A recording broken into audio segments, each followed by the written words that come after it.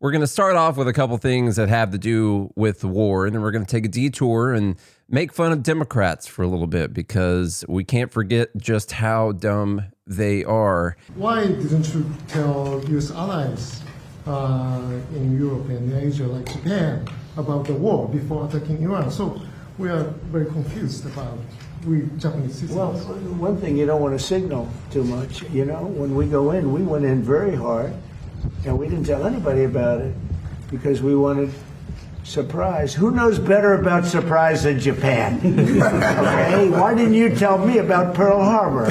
Okay, right?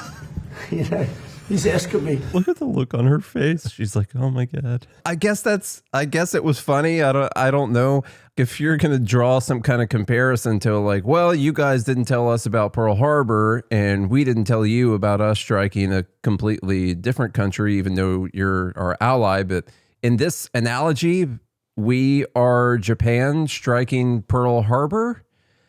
And I'm not sure that's the exact comparison you want to make, both for the reasoning behind the whole thing and also the fact that that ended with Japan getting nuked.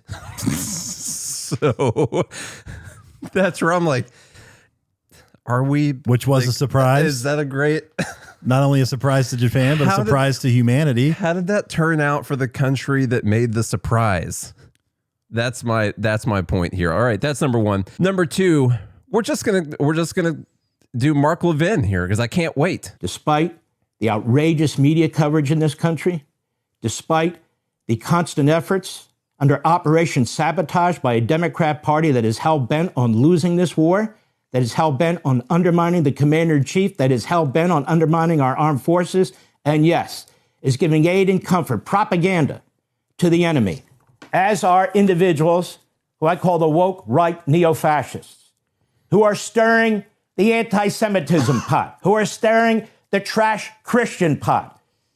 They are no different than the same voices we heard in the 1930s, and just as disgusting, evil, and reprehensible. Can we talk about something without bringing it back to Hitler? No, but is that really the only his trump card thing?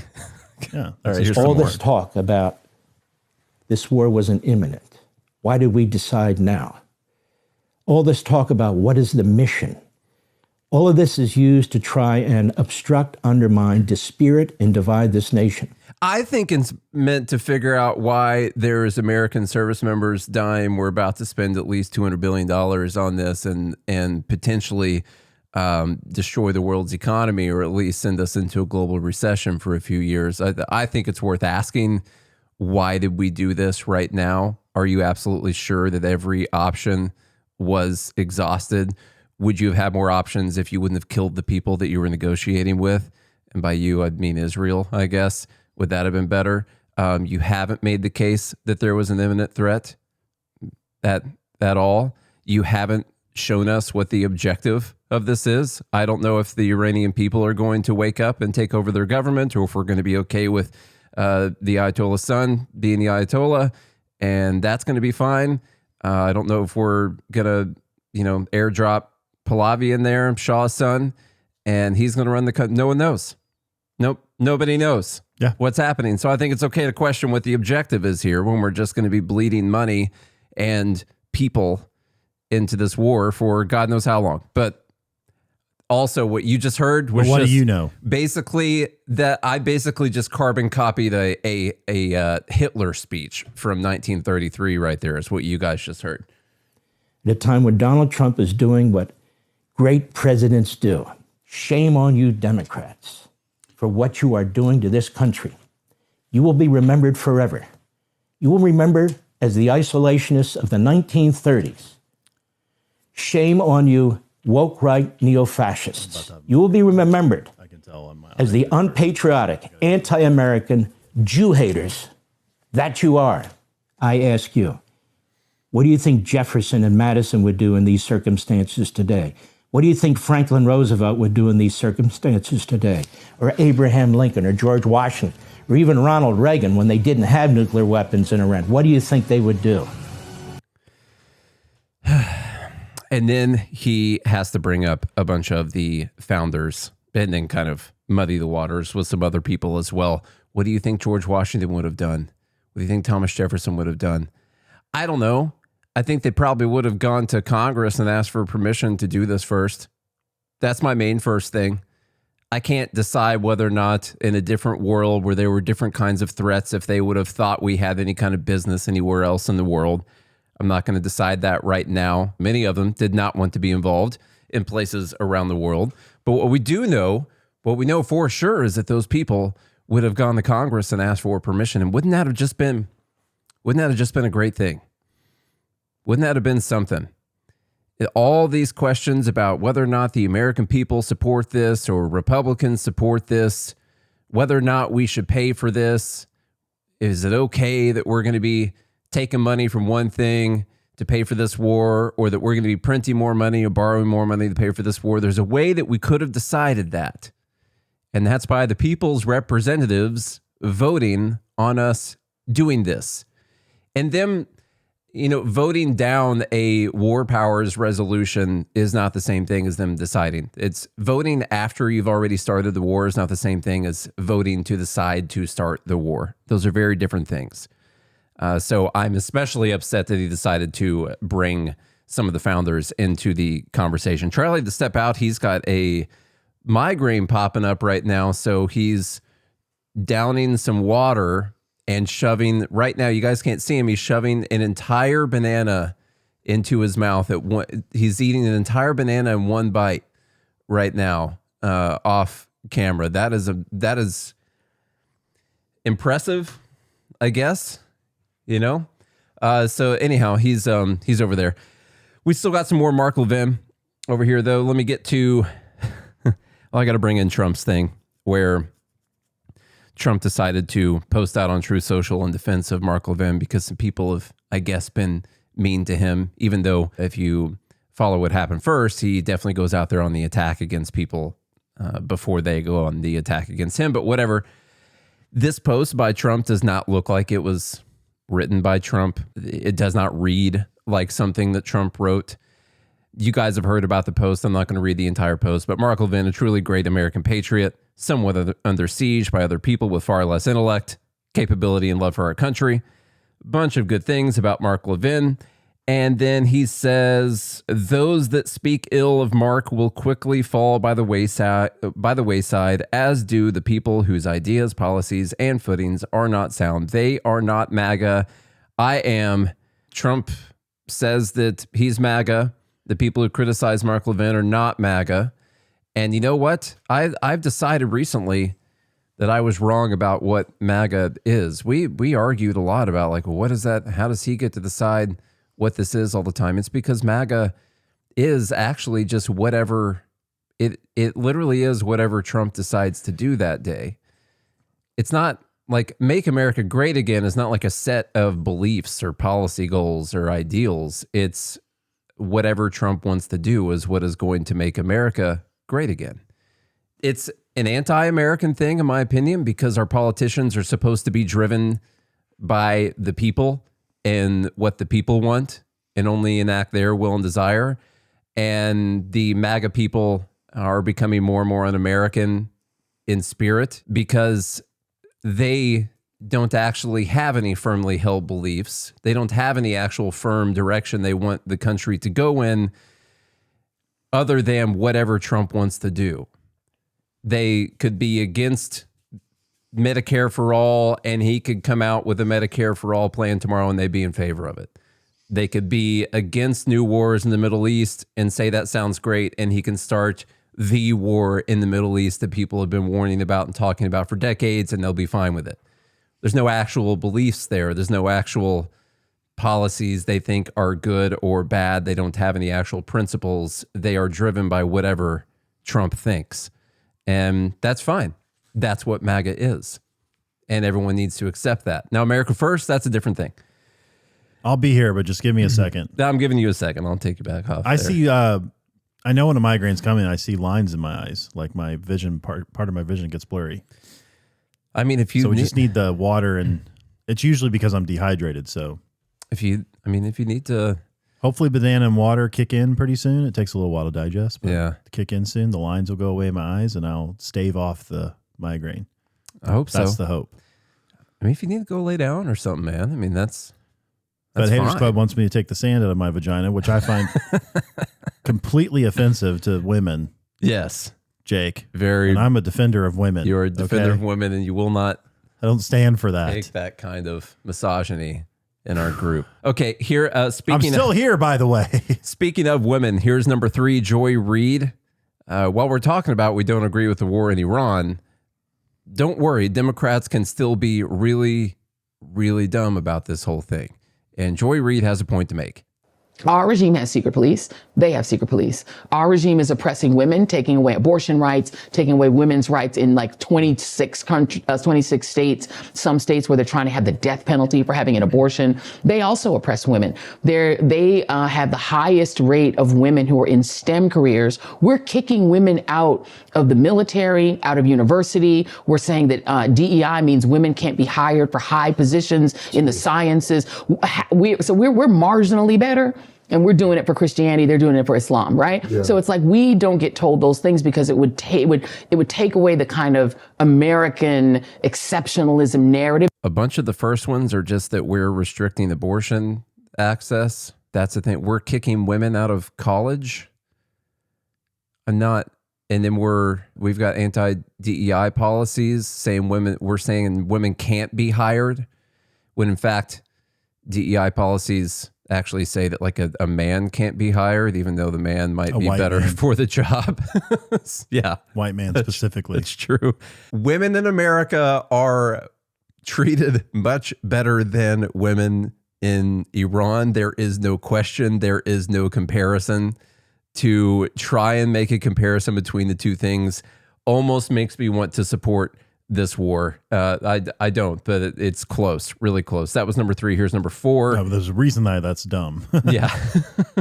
Here's Jamie Raskin, got a great point. Really, really great point to make. Tom Paine, who was an undocumented immigrant who came to this land in 1774, 2 years before the revolution, and wrote Common Sense. The member said, I think his opening sentence was, he said Thomas Paine was an illegal immigrant. My understanding was Mr. Paine was born in the UK, came to America, then a British colony in 1774. So I was just struggling to figure out how he was. Oh, I didn't say he was an illegal immigrant. I said he was an undocumented immigrant, just like Thomas Jefferson's family was. Most of our ancestors did not arrive here with documents. Okay, well. I have sort of the same response that Jordan has in that scenario. What's your point? What are we talking about right now? Okay, undocumented America didn't even exist. Okay, so I don't know what the documentation and citizenship you'd be talking about are, even if they would have been doing something like that at that point in time. What the hell kind of point are we trying to make here, guys? Number 5, thankfully we get to make fun of California. It's been a minute since we made fun of California. Saw this post going around yesterday. California's unfinished wildlife bridge to nowhere, now topping $100 million. The story itself is really dumb, and the fact that they're spending so much money on this thing, but then they tell you at the very end of it just how much dumber it is. In 2022, Gavin Newsom broke ground on the Wallace-Annenberg Wildlife Crossing, a project featuring an overpass for animals atop 10 lanes of the 101 freeway in Southern California. Officials projected a 2025 completion date for the overpass and estimated that the entire project, which includes the bridge and other developments, would cost $92 million. Just first off, that's a lot of money to pay for the chance that some animals are going to read the sign and see that this is their overpass exit they need to take. I'm kind of joking there, but kind of not. Nearly 4 years after the ceremony, the bridge is past due, and the project is $21 million over budget. What was supposed to be the world's largest wildlife crossing has become a jobs program for environmentalists and a way to make money for unions, I'm sure. In 2021, the group received a $25 million grant from the Wallace-Annenberg and the Annenberg Foundation for the bridge that bears the late philanthropist's name. Why is the project primarily consisting of a bridge for animals cost over $100 million? One reason is that Newsom and the philanthropic supporters apparently don't mind it becoming a patronage program. Because for every $1 billion spent on wildlife crossings, 13,000 jobs are created. But the problem is, why are they building this bridge? While the bridge proponents claim the local mountain lion population could otherwise face extinction, researchers suggest the bridge is not the only solution to ensure their survival. According to a 2016 paper, the mountain lion population living in and around Santa Monica Mountains is demographically vigorous. Still, the paper argues the population could face rapid extinction if it becomes less genetically diverse. While bridge proponents have cited this study, the researchers say adding just one new mountain lion to the population per generation is sufficient to reduce the extinction risk. Meaning, instead of building the bridge, this is all to keep the mountain lion population genetically diverse. For each new generation of mountain lion, they could add one mountain lion. They could truck in one mountain lion. And if they wanted to spend this much money on it, it would be enough money to keep this population genetically diverse for thousands of years. But instead, we're going to build this wildlife crossing bridge. That sounds good. Basically, they could have floated like a new mountain lion, one per generation, just say for like 100 years, and maybe spent like $1 million on it instead of spending like 120, which is what this is going to end up costing. But that wouldn't have created those temporary 13,000 jobs. So what are you going to do? One more dumb Democrat here, Kathy Hochul, who is very upset that rich people have left New York. I have no idea why they would leave New York. There's just no telling, other than the fact that she sort of said that people should leave New York. And we're here to say that the era of Trump and Zeldin and Molinaro, just jump on a bus and head down to Florida where you belong, okay? Get out of town. Get out of town. Because you don't represent our values. You are not New Yorkers. All right, so that's a specific group of rich people, but now she's upset that they don't have any rich people. So let's hear about that. He needs people who are high net worth to support the generous social programs that we want to have in our state. Right? Now, there are some patriotic millionaires who stepped up. Okay, cut me the checks. I mean, just if you want to be supportive, but maybe the first step should be go down to Palm Beach and see who you can bring back home, because our tax base has been eroded. So I philosophically don't have a problem. It is like I have to look at the fact that we are in competition with other states who have less of a tax burden on their corporations and their individuals. And I would say remote work changed everything. There were people who could only work in an office in Manhattan or work in New York State, and they were captives to our state. They were going to stay. We saw that that's not the case. I mean, Wall Street businesses looking at Texas, they're not going there because they have a nicer governor. I know that for sure.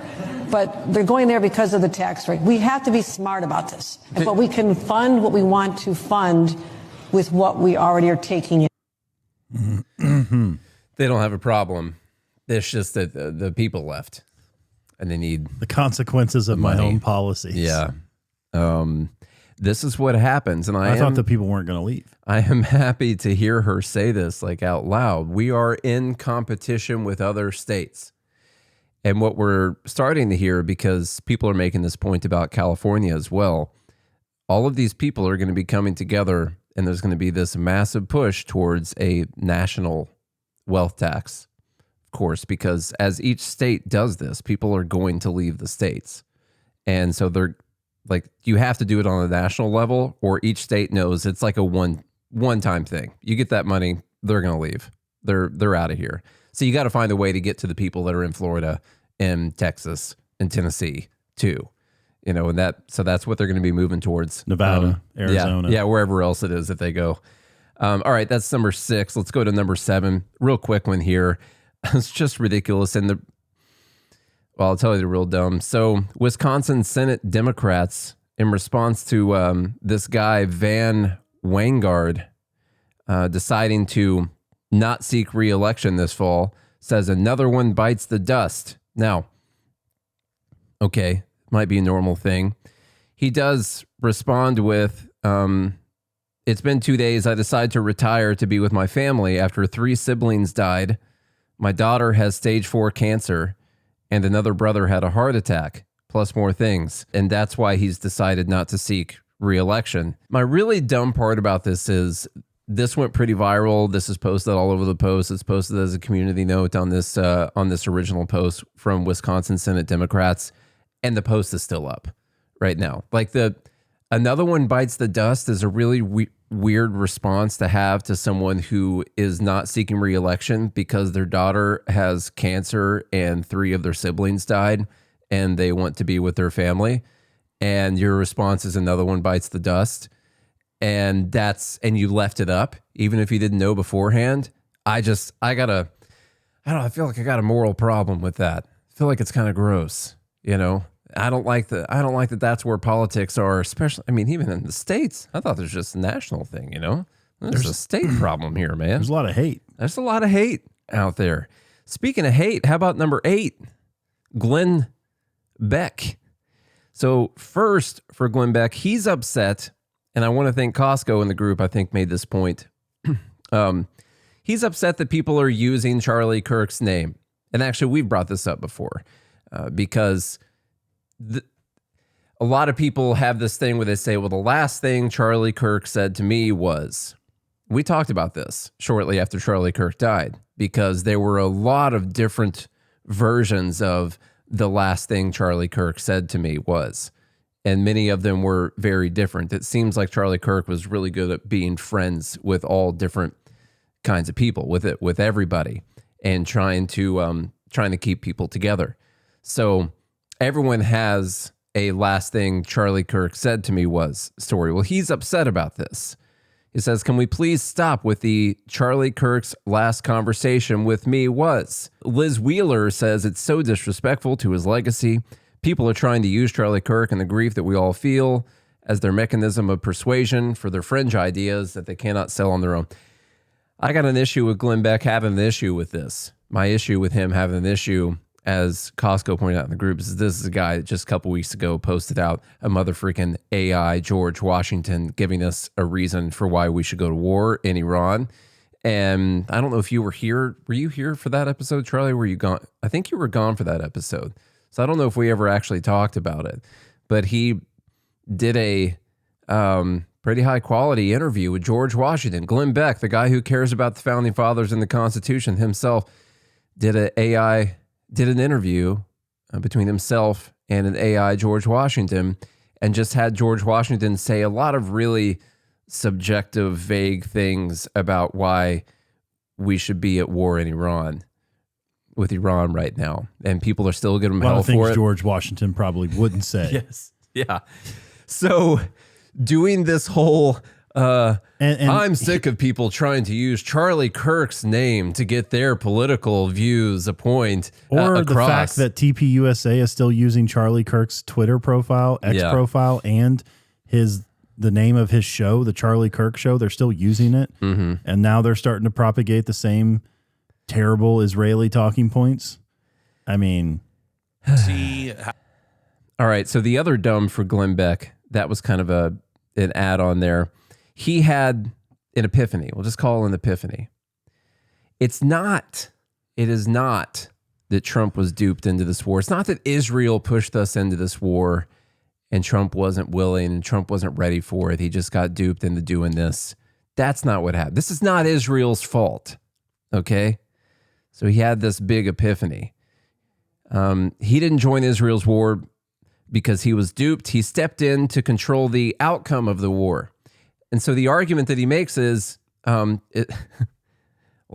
Israel was going to do the war, and so Trump decided to step in so he could control the way that the war goes, which is another way of him basically just restating what Marco Rubio said that day, which is that we knew Israel was about to start the war with Iran. Yeah. And so we got involved and hit them first. He's just literally reframing it Israel like this. Is the United States going to have any influence over how that action unfolds? Because the president has spent all of this time trying to tie the Middle East together. He was going to go in at some point. He had said it, I'm going in. But you have an ally now that is saying, we know you're going to go in. but the job has to be finished. And if you don't do it, that's okay. We're fine. We'll do it. But we're going to pulverize them. We will destroy their ability. And the president knows that will put the entire Middle East. He's still doing this thing where, like, if you're not gonna help, that's fine. We'll do it on our own, is what Israel's saying. No, that's bullshit. Everyone, sorry, they would not do it if we were not helping them. They wouldn't be able to. Israel would be like destroyed right now if we weren't helping them. So, no, it is not. That's fine. You don't have to. We'll take care of it ourselves. That's not. They haven't said that for like 70 years. So that's not the case. Because we just learned from Iraq and Afghanistan. Please let us do it our way.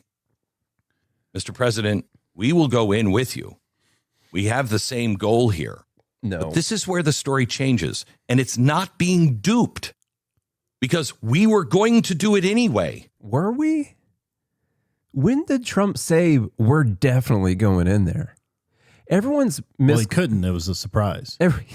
Everyone's misinterpreting or just sort of lying about one thing that Marco Rubio said, which is that he said this needed to happen anyway. That was after he realized he shouldn't have said that Israel forced us to take this preeminent strike. Okay. He's like, oh, this needed to happen anyway. That's not even those words right there are not him saying we were going to do this anyway. That's an opinion. That's Marco Rubio backing up the fact that we've already done it and saying, well, this needed to happen anyway. That's not him saying we were going to do it. Anyway, that dumb is for Glenn Beck for basically finding a 13-minute way to rephrase the fact that we went in because Israel was going to strike them whether we liked it or not. And we had to. And that's awesome. Great job. Okay, next thing is Joe Kent for number 9. Mainly the response to Joe Kent. Have you watched Joe Kent or it's the response? It's mainly the response. Now, I've had some doubts about Joe Kent because of how fast everything went down. I just found, I don't know. I found it to be a little bit choreographed, but also whatever, that's fine. It's easy to email someone or text someone these days and be on Tucker Carlson the next day or whatever. The obvious other choreographed thing, in my opinion, is this investigation for leaking classified documents. It could turn out to be true. We'll see. But the government has a history of accusing people of leaking. Not just accusing them, but locking them up. And then, well, I'm just like accusing and then keeping that investigation going long enough to discredit them and anything that they would say.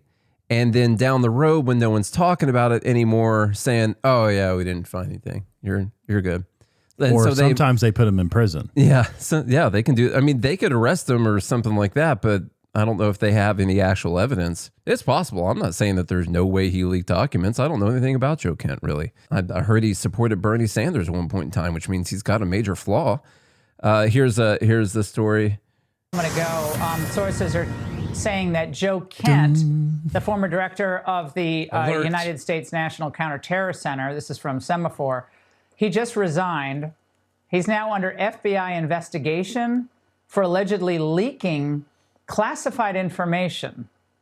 And the investigation predates his departure. The one thing about the investigation predating, now this could very well be a specific investigation in the Joe Kent, but they have people leaking things to the media, meaning they were investigating where leaks were coming from, meaning they were looking into everyone that had access to those documents and checking to see whether or not they were leaking documents to the media, meaning you could say the investigation predates this departure for probably anyone who were to resign today, because when you're trying to find a leaker, there's an investigation going, and anyone with access to those documents is technically under investigation in that investigation. So keep that in mind. This seems to be very choreographed in order to discredit him as he goes on like a major media tour. Here's Ben Shapiro, Counterterrorism Center, and issued a scathing letter designed to undermine President Trump. The letter is deeply, deeply conspiratorial. It states openly that, quote, Iran posed no imminent threat to our nation, and it is clear that we started this war due to pressure from Israel and its powerful American lobby. Now, that is conspiracy trash. It's also kind of strange since President Trump has said that it's conspiracy trash. So apparently, Trump is so deeply, deeply enthralled to those strange, powerful. By the way, since when is the president saying that that's not what happened, the thing that's etched in stone about it not being the case? You guys actually think Donald Trump will come out and say, yeah, Israel forced my hand on this. I was powerless to act. It's weird that part of his administration said that. Does that sound like something Trump would ever come out and say? I'm not even saying that. Sure, Trump had cards he could play here. Don't take responsibility away from Trump on, even if it is Israel who said they were going to act first. Like, he had the power to say no, unless there's some kind of crazy reason he didn't. But he had the power to say no. And so don't take it away from him. But don't take him saying, no, that's not what happened. I forced Israel into the, come on. That's Trump, okay? He just talked about Pearl Harbor in front of Japan. Come on. Powerful American lobbies. We're not going to say it. We're not going to say it. We're not going to say it. That he apparently has been so bamboozled by them that he's still under the impression that he's his own man. But here's the thing. President Trump is his own man. He makes his own decisions. And as per our usual arrangement, Trump's critics are cowards who are simply unwilling to acknowledge that Trump is the one making the call. But Joe Kent continued, quote, early in this administration, high-ranking Israeli officials and influential members of the American media deployed a misinformation campaign that wholly undermined your America First platform and sowed pre-war sentiments to encourage a war with Iran. This echo chamber was used to deceive you into believing that Iran posed an imminent threat to the United States and that should you strike now, there was a clear path to a swift victory. This was a lie and is the same tactic the Israelis used to draw us into the disastrous Iraq war that cost our nation the lives of thousands of our best men and women. Again, the idea here seems to be that President Trump is a moron, misled into war by nefarious Israelis and unnamed influential members of the American media. Don't say it, don't say it. Again, apparently President Trump has no agency and no thoughts. Kent's letter is replete with this conspiratorial idiocy, including, as we just saw, the idea that it was Israel that forced the original Iraq war, an idea totally and utterly unsupportable by any evidence, given the fact that the actual prime minister of Israel at the time, Ariel Sharon, opposed the Iraq war. I got to make a point on this real quick. This is the sort of dishonesty that you'll see from Ben Shapiro on a daily basis now, because Ariel Sharon, the actual prime minister, opposed the Iraq war. All right, let's stop there and move on to something else. Okay, well, Bibi was lobbying for it, and Sharon opposed the Iraq war because he was worried it would take our focus off of going to war with Iran. And that's what he was wanting us to do there. Later, eventually supporting the Iraq war, I'm sure. I love how Ben can just come out and say that this is conspiratorial slop. Yeah, you just call it a conspiracy. Yeah. That's what works. This person, Drunk Republican, says, feels like 47 years of death to America was an imminent threat, but what do I know? Apparently nothing, Drunk Republican, because 47 years is not something that creates imminency in someone's action. That actually shows that they've been bullshitting for 47 years. Yeah. This is just something they say, that actually makes it less imminent, in my opinion. How do you know it wasn't actually going to be 75 years before they finally deathed America? You have no idea. Why is 47 the magic number? Lindsey Graham says the resignation of Joe Kent as the director could not have come at a better time. In a statement explaining why he's resigning, Mr. Kent's echoing Democratic talking points, which are devoid of fact or evidence. Like things like Israel. Now, he has an issue with the imminent threat and things like Israel getting us into this war. And it's just super weird because I'll play a clip of Lindsey Graham that started going around last night. He's got the same info you have. No, he doesn't. He's lying. Why? Why would he lie? Well, why did he say the Jews drug us into it? Because he doesn't like Israel having influence. Yeah, well, no, he's saying, if the Jews weren't around, we'd all be safe. This letter of resignation was full of misinformation and anti-Semitism. Immediately, he's saying if the Jews weren't around, we'd all be safe. Like all of a sudden, he's wanting to Holocaust all the Jews. Here's another clip. When they told us we're at 60, we can go to 90, what Trump did was Midnight Hammer. He blew the crap out of their enrichment capability so they couldn't go to 90. That's imminent. So to Joe Kent and anybody else watching, when the Iranians told us out of their own mouth they had enough 60% uranium to make 10 bombs that they could get within 2 months. Within 2 weeks, not 2 months. Okay, now we're back to it being 2 weeks again. That's great. I think it's really weird that there's not any more talk around Lindsey Graham, being a foreign agent and all. This idea, this admission from him that he coached Netanyahu on how to talk Trump into doing this war. It is clear that Trump was manipulated here. It's very clear to me that I'm not trying to absolve him of anything. Okay. He made the decision, but I think people who have a really big narcissistic ego are easy to manipulate. All you got to do for Trump is just tell him that he is going to be revered as this peaceful world leader who finally stopped the Iranian threat and brought the world to peace finally. There's going to be statues of him all over the place. People are going to talk about him for generations and generations.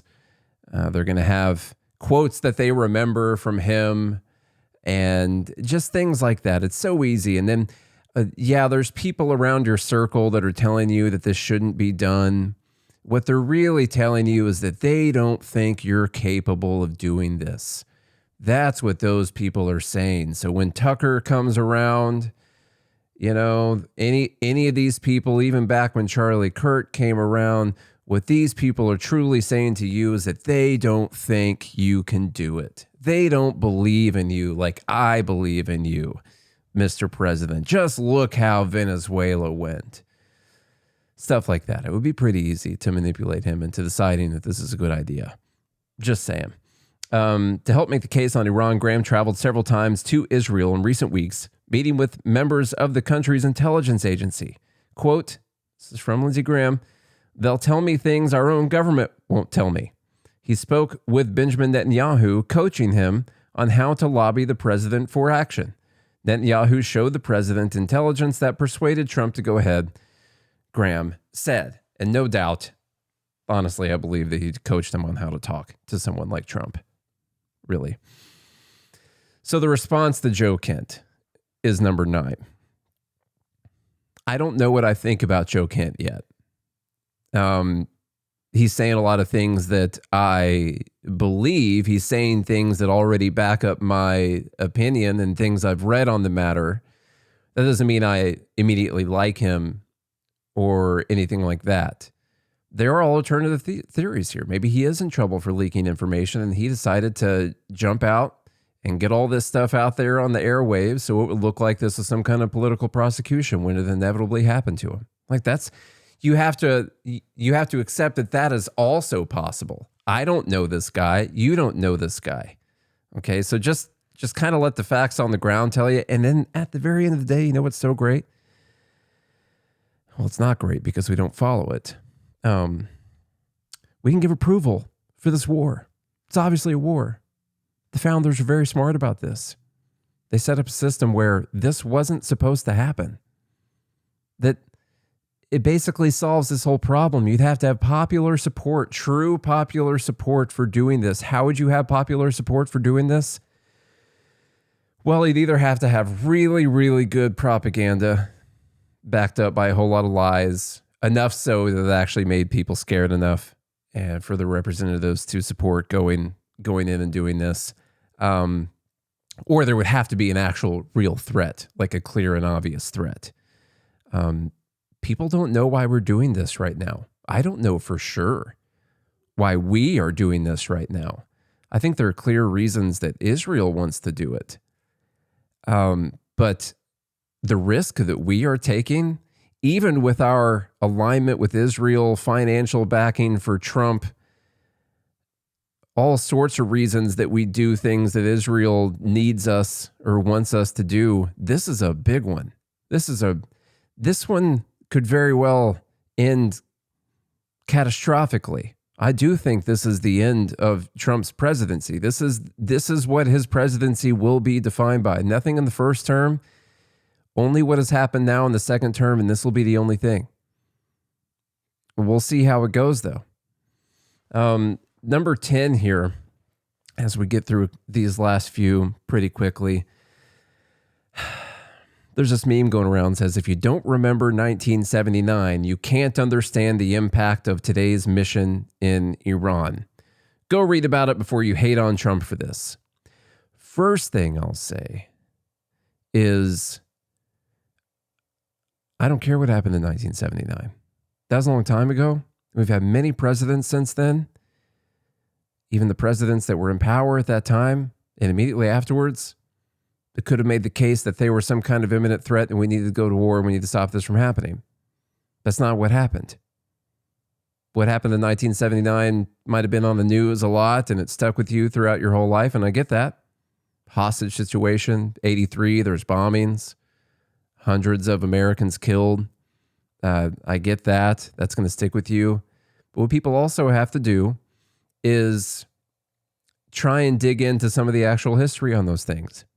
Of course, you can't just start at 1979. Everyone knows. You got to go back to 1953. I'll have to go through that.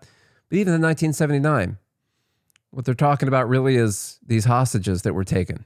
For a long time, there's a whole movie about it. I thought the movie was pretty boring, but what do I know? But it was months after the Islamic Revolution. Months afterwards. That occurred, I think, in January of 79. And I think the hostages were taken in like October or something. And so why is it that we were trying to actually work with these new people that were taking over? Why did we suggest that Khomeini should be brought back from France to run this government? I don't know. Why are we trying to work with them? Why did they get upset all of a sudden in the end of 1979? Well, that's because we were bringing the Shah in for cancer treatment. Some of the fear might have been that we were going to bring him back to health and ship him back in there. I don't know. Were they just upset because they wanted him brought back for justice? There was a great response to this from David Stockman. He said, no, I do remember 1979 and was there in the U.S. Congress. The Iranian people were really pissed off after 26 years of the Shah's larceny and tyranny, joined the revolution and forced the Shah to flee. All good. Then the idiots in Washington gave asylum to the Shah in the U.S. when the crowds wanted him home to face the justice he deserved. So 400 enraged students took the U.S. embassy hostage and asked for 3 things. These are what the hostage takers wanted. Number 1, send the Shah back to Iran. Number 2, return something, he says, something like $20 billion that was hidden offshore, probably money that the Shah had stolen from the people of Iran. 3, apologize for the 1953 CIA coup that ended their democracy.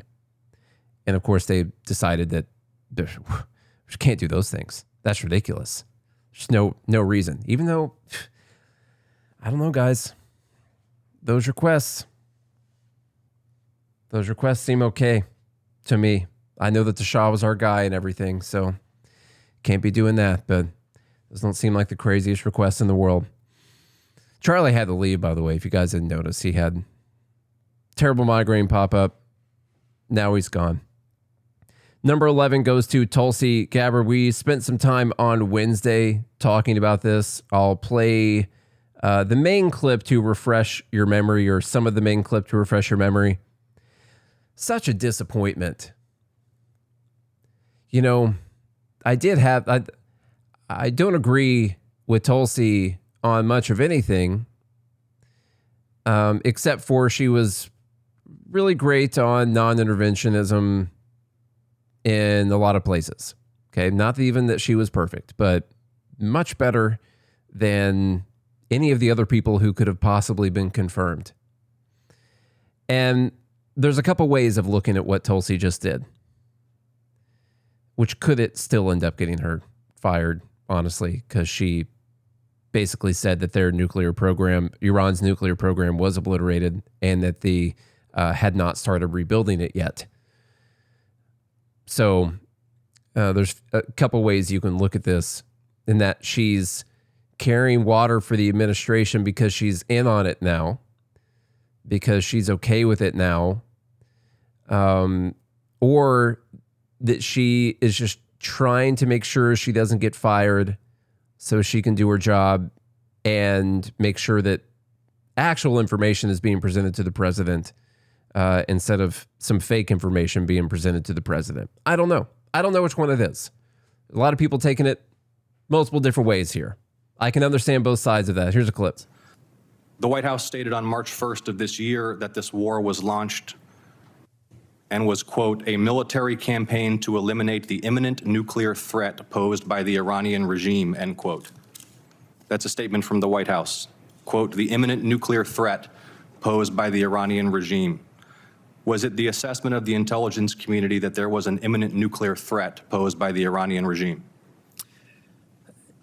The intelligence community assessed that Iran maintained the intention to rebuild and to continue to grow their nuclear enrichment capability. Was it the assessment of the intelligence community that there was a, quote, imminent nuclear threat posed by the Iranian regime, yes or no? Senator, the only person who can determine what is and is not an imminent threat is the president. False. This is the worldwide threats hearing where you present to Congress. I did one other thing that we didn't mention the other day that I just caught in there was that they assessed that Iran maintained the intention to continue their program. So she is saying that they can assess what Iran's intentions for the future are. But then she can't answer whether or not there was an imminent threat from Iran. So in the first part of the sentence or first part of the statement, basically saying, yeah, we know what they're going to do in the future. We know what their plans are. Was there an imminent threat? Can't make that determination. I have no idea. You'll have to ask someone in the intelligence. I'm not really sure. Congress, national intelligence, timely, objective, and independent of political considerations. You've stated today that the intelligence community's assessment is that Iran's nuclear enrichment program was obliterated and that, quote, there had been no efforts since then to try to rebuild their enrichment capability. Was it the intelligence community's assessment that nevertheless, despite this obliteration, there was a, quote, imminent nuclear threat posed by the Iranian regime? Yes or no? It is not the intelligence community's responsibility to determine what is and is not an imminent threat. Okay. That is We already made fun of this on Wednesday, but my God, are you telling me that the intelligence community never gives the president information on there's never any timelines? They just never tell them. That's never part of the intelligence. You just tell them just straight facts. There's that centrifuge thing right there. There's a truck. It's pulled up to this thing over here. So, all right. Did they ever ask, like, well, how long is it going to take for them to do this, this, and this? And they're like, Mr. President, that's a determination that literally only you can make. There's no way I could tell you how long it takes them to do all of these things. That's a decision that you're going to have to make on your own. That's ridiculous. And then the whole idea that there could possibly be an imminent threat, while she just responded that, yes, their program was obliterated and no, they had not restarted the process. So is there an imminent threat? The clear answer is no. If the answer was yes, she would have said yes. She knows she can't say that. That's obviously the answer. Everyone who is willing to look at this logically knows that that is the answer. The only question here is whether or not you agree with why she's doing it or why you think she's doing it. If you think that she is still this anti-war with Iran Tulsi, you just have to decide. And people go back and forth on this. Is it better for someone to resign in disgust over this whole thing? Or is it better for them to try and keep their job and just do what they can to keep it from getting worse? I don't know. It doesn't seem like she's done a great job so far. It's like we got this supposedly anti-war person into this position, and the war that people have been salivating over for decades happens while she's in there. So did it really help to have that supposedly anti-war person in there? Yeah. I don't know. Doesn't really seem like it did. Very, very disappointing from Tulsi, no less. Unless you're like, well, you know, what else are you going to do? Don't you want her to have a job? Okay, number 12, Pete Hegseth. Just something ridiculous funny to make fun of as we get out of here. Here he is telling an absolutely true story about a situation that happened with his kid just the night before. Man, love it when stuff like this works out. And we are winning on our terms, following our objectives. My 13-year-old son popped into my office last night while I was editing these remarks. He asked about the war and the families I met at Dover.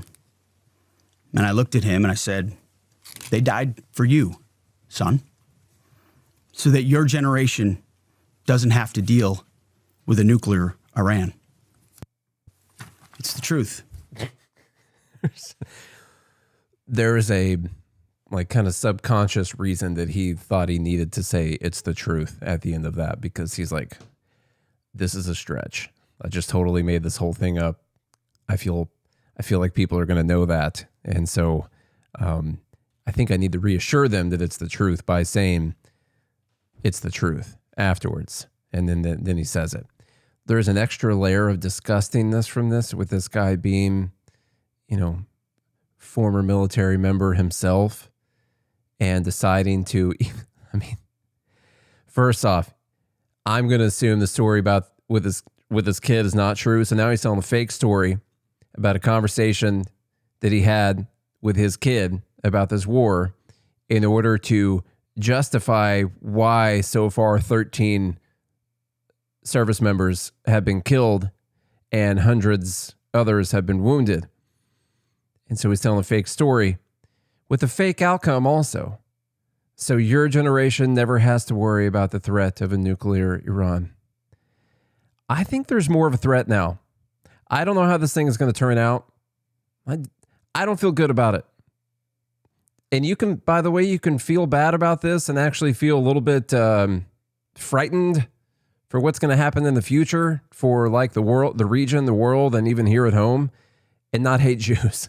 It's like, you don't have to hate Jews to worry about the outcome of this war. I don't feel good about it. I think that there is more of a reason for them to go towards a nuke. I think that there are more people in this country now that will be emboldened in their hatred of America. I think that they are as strong as they have ever been or have been in a long time, the national sentiment there in the country.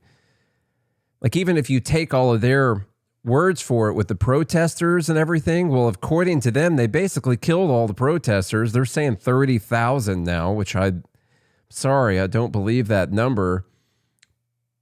Even if it's in the thousands that they killed, like, I don't see where those people are right now. The other people that are left over, like, sure, maybe you would have decided to take your country back at some point in time, but now these other nations have come in and they bombed, they killed your leaders, and they killed a bunch of civilians, and they're destroying the infrastructure. Your life will never be the same ever again. They've completely changed all of this. And I'm not seeing anything that's going to make the people want to rise up and join the side of America and Israel. That's just not how these things work out. It never is. And so selling people on this outcome, this perfect outcome, is one of the things that drives me the craziest. It also drives me the craziest when Republicans or conservatives do it. And I think I made this point last week, but I'll try and make it again. They sell you on this outcome, like, no, there's going to be peace in the Middle East. Iran's not going to have any nukes. Maybe they'll even have a democratic government, you know, at least a Western-friendly government. And we're going to stop all of these terrorist attacks, you know, these proxy groups. They're all going to go away, and everyone's going to live in peace and harmony in the Middle East. And that's sort of what they sell you on. And we're going to be able to do it with no ground troops. Then they'll say, well, with limited ground troops. And they'll say, well, a short-term, wide ground troop incursion for their little excursion, not a war. But it's going to work out. It's going to be worth it because of this goal. And you got to keep this goal in mind. That's awesome. Just think about how great that is. Peace in the Middle East. But all the lives that's going to save. The price of oil is going to go down. All these people are going to be working together. We're going to be trading together. It's going to be amazing. And then what's wild is, well, if you don't support that, well, then what's wrong with you? You must clearly be a supporter of the Iranian regime if you don't support that, as if that's what they're going to achieve. Since when does that actually happen? When has that ever actually happened? They will take this rosy, perfect utopian outcome and say that you either choose that or you choose the Iranian regime. You choose the Ayatollah. You choose to be with the terrorists. That's not what happens. When I hear Republicans talking about this outcome, it is no different from when I hear socialists talking about the outcome of socialism or democratic socialism. As a more simple example, it's no different from when Bernie Sanders talks about Medicare for all. If you go into some of these studies that have been done on Medicare for all, well, how could you not want this? People like Bernie will say, it's going to save everyone money. It's going to save the entire country money. It's going to save our government money. And we're going to have better health outcomes. Everything is going to be so much better than we have right now. And people are going to be happier and they're not going to be dying from lack of medical treatment. How could you not want that? And what Republicans will rightly respond with is, that's not what's going to happen. Because you know who's going to implement this thing? The U.S. government. That's who's going to implement this thing, and they're going to screw it up. If you think that you're just going to save money by switching to Medicare for all, guess what? The government's going to screw that up. It's going to cost way more than what they're saying it's going to cost. The bureaucracy is going to be a complete nightmare. It's not going to work out. And that's what they'll say, because the government sucks at organizing this economy. But what people on the right need to realize is that the government sucks. They suck at doing everything. Especially when you're fighting with a partner who's got a different end goal in mind for this war than you do, clearly, by their willingness to hit infrastructure. That's not you. You don't want to work with this population in the future. That's not you wanting them to rise up in the future. So you got two people with totally different end goals in mind that are bombing targets in Iran. Stop selling people on this rosy outcome. Never happened before. Okay. Is it going to happen this time? That'd be pretty wild if this is the time that it happens. I would love for it to be the time that it happens. I would love for there to be peace across the entire world. Wouldn't that be great? And for prices to go down on everything. And that'd just be wonderful, wouldn't it? It's a really big, massive risk to take when there was no imminent threat. You take those risks when there is a real and proven imminent threat against your country, and then you go to the freaking Congress who represents the people of your country who have to pay for this damn thing, and you ask them for permission to do it. And then once you have your country's backing and their willingness to pay for this thing, then you decide that you're going to do it. That's when you do it. You couldn't get the people behind you because all the reasons for this are made up. Let's get the votes in. We had 12. That was a lot. It was a lot of stuff. I didn't expect Charlie to not be here. So I did not plan on doing this on my own this morning. It's always weird to have to switch into that completely different mindset. But hey, we made it. Number one, the Pearl Harbor comment. Some say it's funny. I say this situation is a little bit more serious. And also, what an analogy that is. Like, well, Pearl Harbor. Yeah, we nuked them afterwards. We nuked him after doing that. I mean, years later. But you guys get I don't want to compare. I don't want to make us Japan in the scenario. It didn't work out. very well. Number 2, Mark Levin. Number 3, Joy Reid, and the comparison between rights for women in Iran and America. It's very close. She said, we're marginally better. That's ridiculous. Number 4, Raskin, Tom Paine, Thomas Jefferson. They were undocumented immigrants. Number 5, California and their wildlife bridge to nowhere, which, by the way, the whole reasoning behind that bridge, the article kind of droned on and on. The whole reason behind that bridge is to save this mountain lion population from going extinct or from their genetic pool getting a little too tight. And they're like, oh, you could just introduce one new mountain lion and that would actually keep it diverse enough. And it's a little bit cheaper. Okay. Number 6, Kathy Hochul, please come back. Rich Republicans or rich people, not just Republicans, rich people who left New York and just pay the high taxes, please. Number 7, Wisconsin Dems, making fun of that dude. Number 8, Glenn Beck. Oh, Glenn. I used to listen to him a lot back in the day. Number 9, reaction to Joe Kent. Number 10, this big meme I keep seeing going around about 1979. It's not that you can't care about it, but I do think people need a little bit more context. You remember the hostage thing. You don't remember exactly why it happened. You remember the bombings in Beirut. You don't remember the years of the Lebanese civil war that happened before that bombing, where we and Israel killed thousands of civilians backing one group in the civil war. Anyhow, I don't have time to do that while I'm explaining what number 10 is. Number 11 is Tulsi. And number 12 is Hegseth. Get your votes in.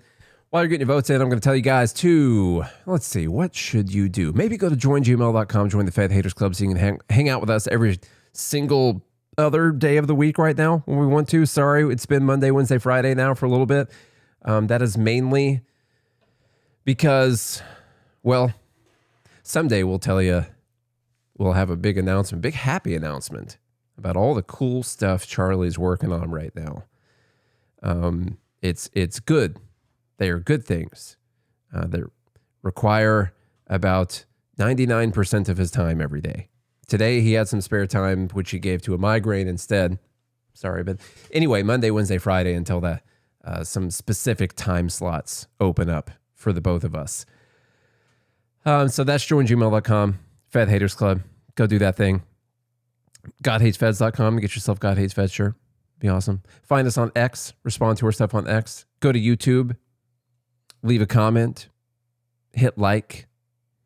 Watch 50% of the video. And then go from there to another one of our videos. Don't leave the app. Don't leave the app from one of our videos. This is a public service announcement. That's nail in the coffin. Don't leave the app. That's all they care about.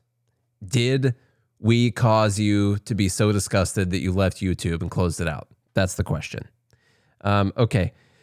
Good Lord.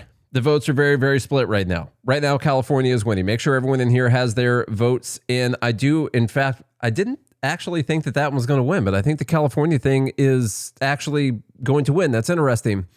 It's kind of fun to watch from afar. The way that they just keep destroying themselves. It'll be interesting to see if they do this wealth tax in California, actually implement and collect on that and how much they collect and how many people end up moving. If that whole process goes through, we'll see. I think it'll be a nice case study. The terrible thing about this is always, we'll end up having to bail them out as they continue to run themselves into the ground, but we'll deal with that on another day. Thank you guys so much for hanging out with me today and Charlie for a few minutes as well. Really appreciate it. Do all the things that I said to do earlier. I mean, every single one of them. And if you do all of them, every single one, be back here again on Monday. Until then, have a good weekend. Good morning, Liberty.